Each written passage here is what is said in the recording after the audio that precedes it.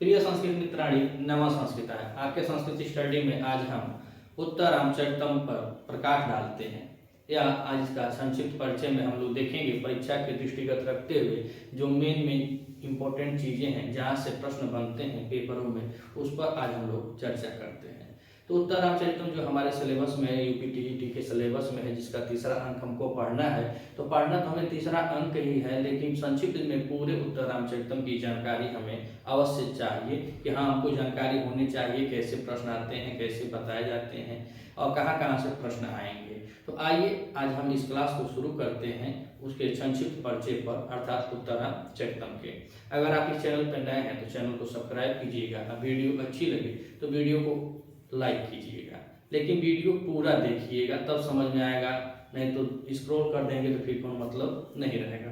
तो आइए बड़े ध्यान से, अब हम अगर आप नोट बनाना चाहते हैं तो नोट भी बना सकते हैं और हम लोग इसको समय रहते पर देरी न करें और संक्षिप्त परिचय पे शुरू करते हैं। तो उत्तर रामचरितम, और उत्तर रामचरितम किसके द्वारा लिखा गया है तो पहले प्रणेता देखते हैं। प्रणेता, और उत्तर रामचरितम के प्रणेता हैं श्री महाकवि भवभूति जी। उत्तर रामचरितम किसकी रचना है तो उत्तर रामचरितम भवभूति जी की रचना है। और उत्तर रामचरितम का विभाजन किसमें हुआ है तो विभाजन की बात करें, विभाजन तो यह कुल 7 अंकों में विभाजित है। प्रणेता की बात की भवभूति जी जो इसके रचयिता हैं, और उसके बाद यह कौन से भाग में मतलब कैसे विभाजित है, इसका विभाजन हुआ है 7 अंकों में, अर्थात उत्तर रामचरितम में 7 अंक हैं। अब हम बात करते हैं विधा की। विधा क्या है तो विधा यह है नाटक, अर्थात यह नाटक है। नाटक महाकवि भवभूति जी की 3 रचनाएं मिलती है, मालती माधवम, महावीर चरितम और उत्तर रामचरितम, जिसमें से मालती माधवम जो है वह प्रकरण है और उसके बाद महावीर चरितम वह भी नाटक है और यह उत्तर रामचरितम यह भी नाटक है। अब बात करते हैं हम इसके उपजीव्य की। उपजीव्य, इसका उपजीव्य क्या है तो यह कहाँ से लिया गया है तो बताया गया है कि वाल्मीकि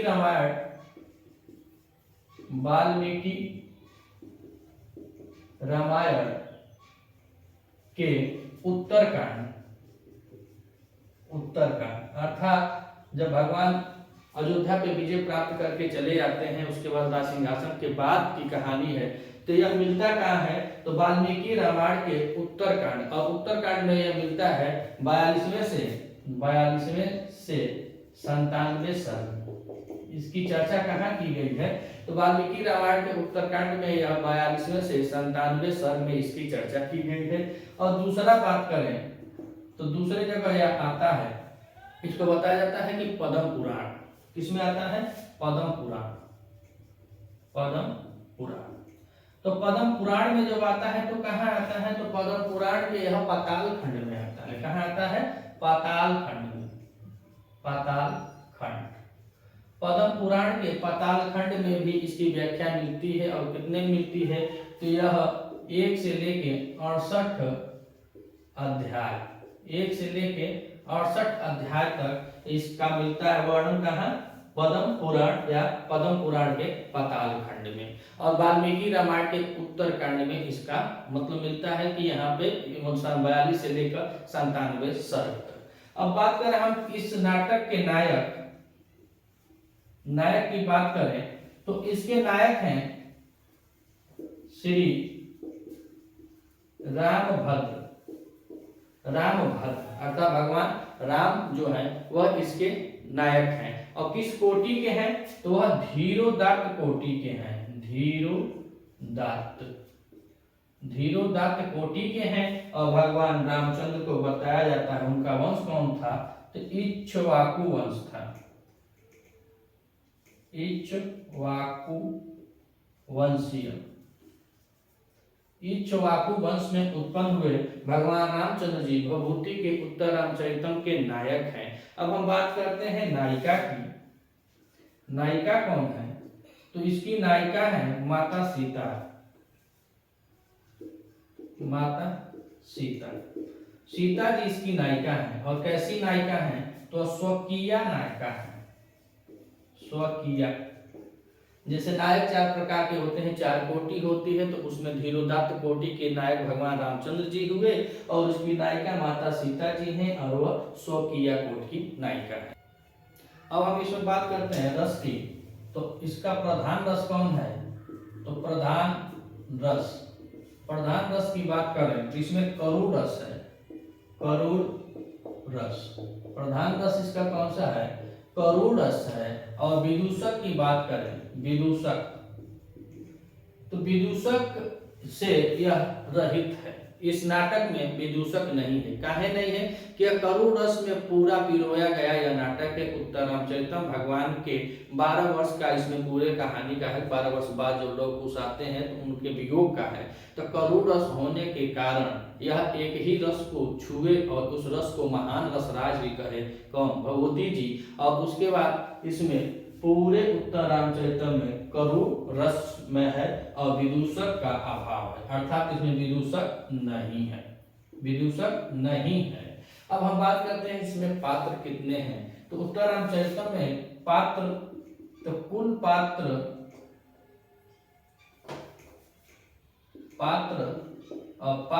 हैं।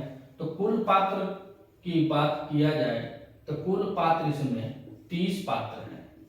30 पात्र हैं और 30 पात्रों में से पुरुष पात्रों की संख्या 19 है और स्त्री पात्रों की संख्या, स्त्री पात्रों की संख्या 11 है। तो टोटल कितने हैं? 30 पात्र हैं और 6 पात्र ऐसे हैं जिसका नामो उल्लेख मात्र आया है। नामो उल्लेख मात्र 6 पात्र हैं। 6 पात्रों का नामो उल्लेख आया है और मंच पर जो आए उसमें से 19 पात्र जो थे वो पुरुष पात्र थे और 11 पात्र जो होते हैं वह महिला पात्र या स्त्री पात्र कहा जाता है। अब हम बात करते हैं इसके अंकों के। तो यह 7 अंकों का है। तो 7 अंकों में क्या क्या आता है उस पर हम चर्चा करते हैं कि 7 अंक हैं और 7 अंकों का नाम क्या है। उससे पहले हम बात कर लेते हैं उत्तर रामचरितम के संपूर्ण श्लोक का। तो उत्तर रामचरितम में कुल श्लोकों की संख्या,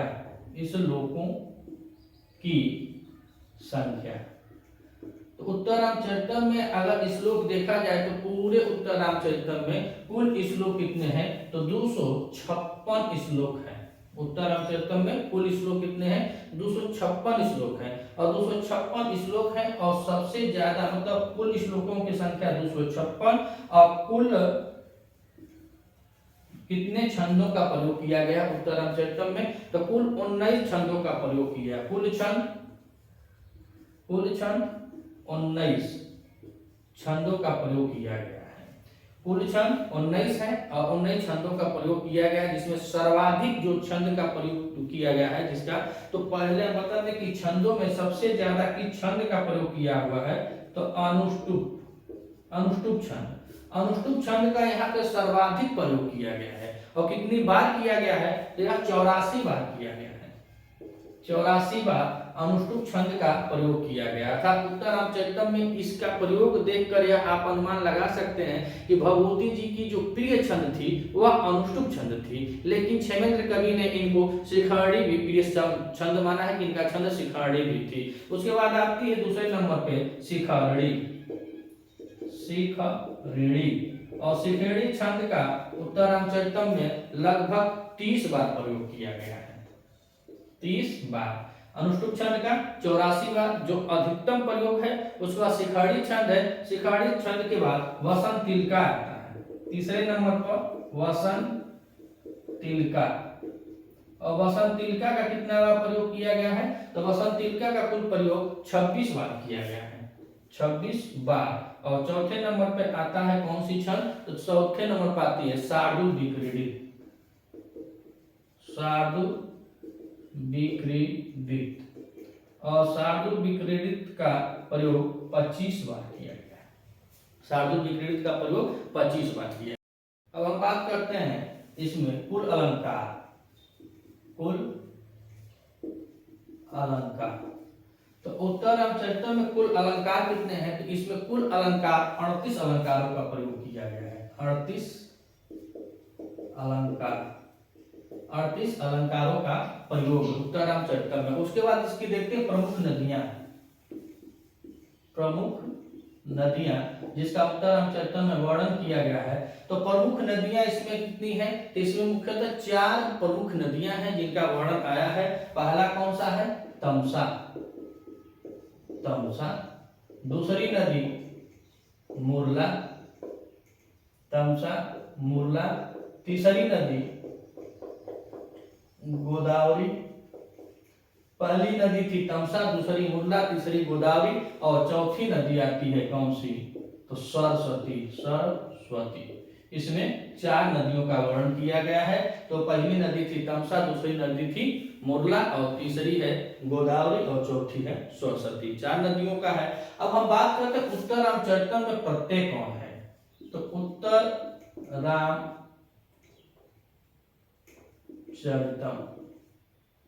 अब प्रत्यय की बात करें तो इसमें अण प्रत्यय लगा हुआ है। कौन सा प्रत्यय लगा हुआ है? तो अण प्रत्यय लगा हुआ है। उत्तर रामचरितम में शब्द आ जाए या पेपर में आ जाए उत्तर रामचरितम में कौन सा प्रत्यय लगा हुआ है? तो अण प्रत्यय लगा। उत्तर रामचरितम में कितनी नदियों का वर्णन मिलता है? तो 4 नदियों का वर्णन मिलता है। कुल अलंकार कितने हैं? तो 38 अलंकार है। कुल छंद कितने हैं? तो 19 छंदों का प्रयोग है। सबसे ज्यादा छंद किसमें कौन से प्रयोग की गई है? तो अनुष्टुप छंद प्रयोग की गई। उत्तर रामचरितम में कुल श्लोक कितने हैं? तो 256 श्लोक हैं। अगर तृतीय अंक में कितने हैं? तृतीय अंक में कुल श्लोक जो हमको पढ़ना है टीईटी में, तो तृतीय अंक में कुल श्लोक कितने हैं? 48 श्लोक हैं। 48 श्लोक हैं जो यूपी टीईटी के सिलेबस में है। तो पढ़ना तो हमको 48 श्लोक ही है, जिसमें तृतीय अंक कहा जाए या छाया अंक भी कहा जाता है और इसे सीता छाया अंक भी कहा जाता है। तो तृतीय अंक में कुल श्लोक हैं 48, लेकिन पूरे उत्तर रामचरितम में कितने श्लोक हैं? 256 श्लोक हैं। अब हम बात करते हैं इसके अंकों की। तो उत्तर रामचरितम और उत्तर रामचरितम में कुल अंक 7 है। कुल अंक 7 है। तो कौन कौन से अंक हैं, क्या क्या उनका नाम है, उस पर हम चर्चा करते हैं। पहले आता है प्रथम अंक। प्रथम अंक और प्रथम अंक की बात करें तो इसको चित्र दर्शन या चित्र विधि भी कहा जाता है।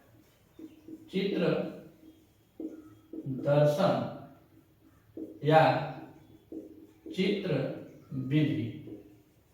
चित्र दर्शन या चित्र विधि। और इसमें कुल श्लोकों की संख्या देखा जाए तो ऊपर लिखी श्लोकों की संख्या।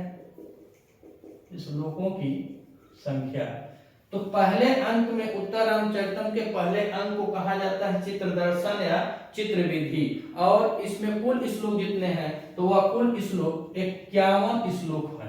51 श्लोक है इसमें पहले अंक में चित्र दर्शन या चित्र विधि में। अब हम बात करते हैं दूसरे अंक की।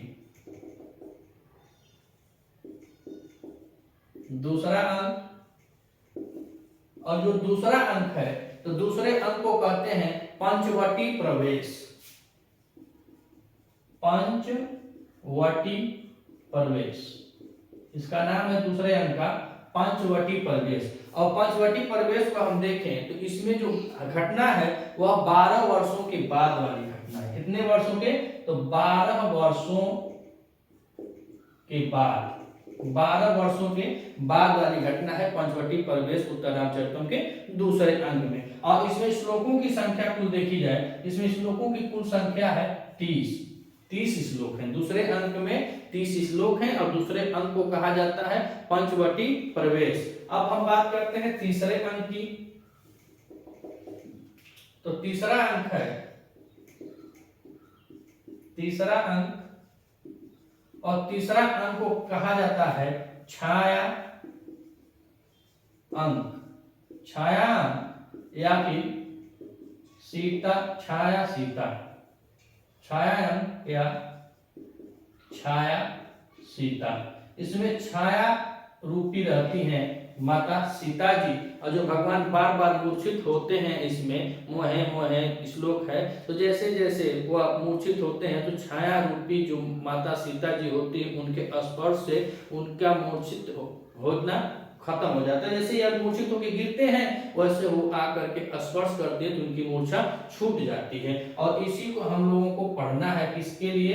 तो टीजीटी के लिए, यूपी टीजीटी के लिए स्पेशल यही अंक है, तीसरा अंक। और हमको कुल श्लोक इसमें कितने हैं? तो इसमें कुल श्लोकों की संख्या 48 श्लोक है। तीसरे अंक में 48 श्लोक हैं। अब हम बात करते हैं चतुर्थ अंक की। चतुर्थ अंक, अब चतुर्थ अंक की बात करें तो चतुर्थ अंक को क्या कहा जाता है? तो चतुर्थ अंक को कहा जाता है कौशल्या, कौशल्या जनक योग। चतुर्थ अंक को कहा जाता है कौशल्या जनक योग। और कौशल्या जनक योग उत्तर रामचरितम के चतुर्थ अंक में वर्णित है। और इसमें कुल श्लोकों की संख्या देखी जाए, इसमें 29 श्लोक हैं। कितने श्लोक हैं? 29 श्लोक हैं। अब हम बात करते हैं पांचवें अंक का। तो पांचवें अंक में आता है, पांचवें अंक को क्या कहते हैं? तो पांचवें अंक, और पांचवें अंक को कहा जाता है क्या? कुमार विक्रम। क्या कहा जाता है? कुमार विक्रम, कुमार विक्रम। और कुमार विक्रम में होता क्या है पांचवें अंक में? तो इसमें चंद्रकेतु और लव का युद्ध होता है। चंद्रकेतु तथा लव के युद्ध का वर्णन किया गया है। और इसी युद्ध में दृम्भक आता है। उत्तर रामचरितम में किस अस्त्र का प्रयोग किया गया है? तो उत्तर रामचरितम के पांचवें अंक कुमार विक्रम में जब चंद्रकेतु और लव के युद्ध का वर्णन है, और इसी में मिलता है क्या? दृम्भक अस्त्र का प्रयोग किया गया था। दृम्भक अस्त्र का प्रयोग है, इसी में दृम्भक अस्त्र का प्रयोग किया गया था। बहुत इंपॉर्टेंट, अंडरलाइन कर दीजिएगा। तो पांचवें अंक में कुमार विक्रम कहा जाता है। कुमार विक्रम इस अंक का नाम है, और इसमें चंद्रकेतु और लव के युद्ध का वर्णन मिलता है। और इस मतलब पूरे इसमें पांचवें अंक में कुल 35 श्लोक हैं। कुल कितने हैं? तो 35 श्लोक हैं, 35 श्लोक हैं। अब हम बात करते हैं छठे अंक का। छठवां अंक,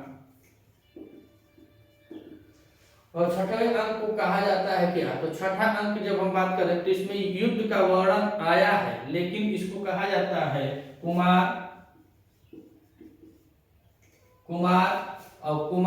प्रत्याभिज्ञान।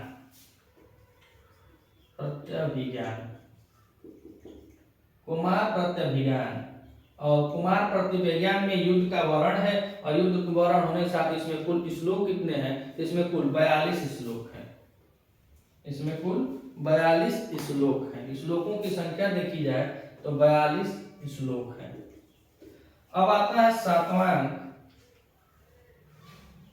छठवां नहीं सातवां अंक। तो सातवां अंक,